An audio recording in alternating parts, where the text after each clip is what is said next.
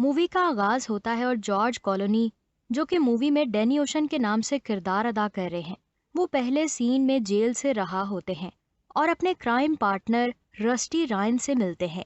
और रस्टी का role Brad Pitt अदा कर रहे हैं, जबकि इस शर्त पर रिहा होते हैं कि वो अपना शहर नहीं छोड़ सकते। यानी उन पर यह पाबंदी होती है कि वो अपना शहर छोड़कर नहीं जा सकते, लेकिन वो कानून की खिलाफ वर्जी करते हैं। और फिर अगले सीन में हम देखते हैं कि रस्टी और डेनी कैलिफोर्निया से लॉस वेगस की तरफ जाते हैं। यहाँ पर ये दोनों अपने पुराने साथी रॉबिन से मिलते हैं। यहाँ पर ये दोनों रॉबिन को एक चोरी का प्लान सुनाते हैं।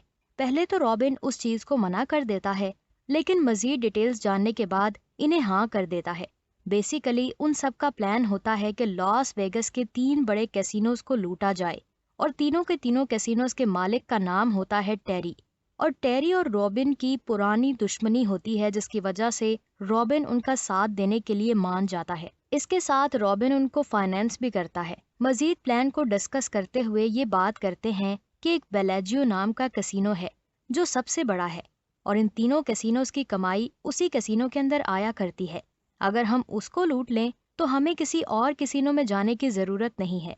और वहां पर वो एस्टीमेट लगाते हैं 160 मिलियन यूएस डॉलर्स का।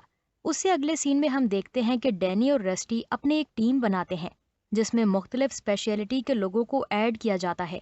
कोई सिक्योरिटी का माहिर है, कोई कैसीनो मैनेजमेंट बेहतर तरीके से जानता है, और कोई बहुत अच्छे तरीके से एक्सप्लोजिव्स का काम जानता है। तमाम टीम के मेंबर्स बहुत ज़्यादा तैयारी करते हैं और नज़र रखते हैं कि बेल्जियो कैसीनो के बाहर कितनी सिक्योरिटी है, कितने लोग हैं, कौन आता जाता है, कब स्टाफ की शिफ्टिंग होती है, और काफ़ी सारे मामलात पर ये नज़र रखते रहते हैं।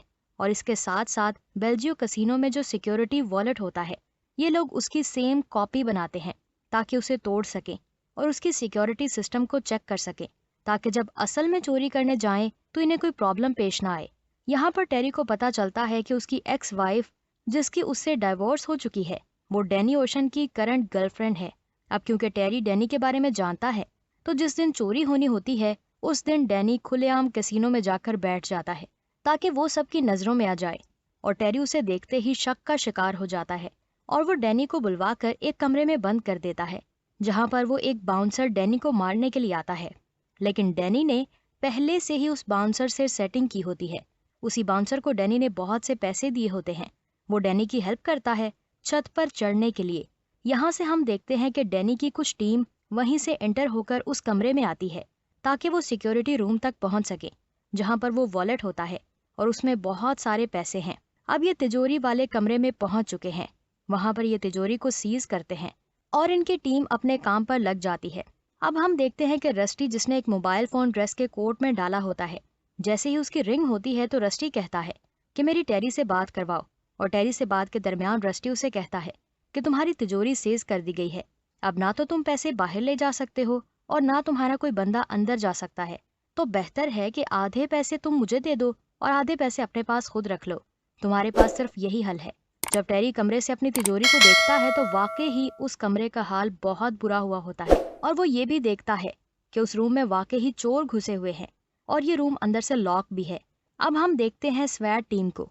स्वैट बेसिकली एक पुलिस की स्क्वाड होती है जो यहाँ पर एंटर हो जाती है। स्वैट टीम और अंदर तिजोरी के मौजूद लोगों में आपस में फायरिंग एक्सचेंज होती है, और यहाँ पर स्वैट टीम एक जोरदार धमाका करती है। जैसे ही धमाका वो करती है तो अंदर जो कुछ पैसे होते हैं वो भी धमाके से जल जाते हैं, और थोड़ी ही देर में स्क्वाड टीम वहां से निकल जाती है जरूरी सामान लेकर। टेरी अब यहाँ पर बहुत परेशान होता है और बार बार वीडियो की फुटेज देखता है, और उसे एकदम रियलाइज होता है कि उसने कुछ अर्सा पहले तिजोरी वाले कमरे की जमीन पर बेल्जियो लिखवाया था, जो कि इस फुटेज में मौजूद नहीं है। अब ये क्या होता है? तो होता यूं है कि डैनी की टीम के सिक्योरिटी एक्सपर्ट्स एक झूठी इमेज टेरी को दिखा रहे होते हैं, जो बेसिकली उनके ट्रेनिंग वाले कमरे की होती है। और यहाँ डैनी और उसकी टीम मुकम्मल तरीके से टेरी को बेवकूफ़ बना चुकी होती है। और अब हमें पता चलता है कि जो स्वैट टीम थी वो कोई और नहीं बल्कि डैनी की ही टीम थी, और उन बैग्स में से अपना सामान नहीं बल्कि टेरी के बचे हुए पैसों को लेकर जाते हैं, और सब उनके सामने से ही गुजर जाते हैं, और किसी को शक नहीं हो पाता कि इन बैग्स में पैसे हैं या स्वैट टीम के अपने वेपन्स और सामान। अब हम देखते हैं कि डैनी ओशंस अभी भी उसी कमरे में लॉक होता है, और बाउंसर के साथ जहां पर टेरी ने उसे बंद करवाया था टेरी को मुकम्मल भरोसा होता है कि इस सारी चीज के पीछे डैनी का हाथ है, लेकिन डैनी बहुत मासूम बनता है और वो इस चोरी में इन्वॉल्वमेंट से मुकम्मल इनकार कर देता है। टेरी गुस्से में आकर डैनी ओशन को पुलिस के हवाले कर देता है, क्योंकि उसके पास कोई पुख्ता सबूत तो थे नहीं।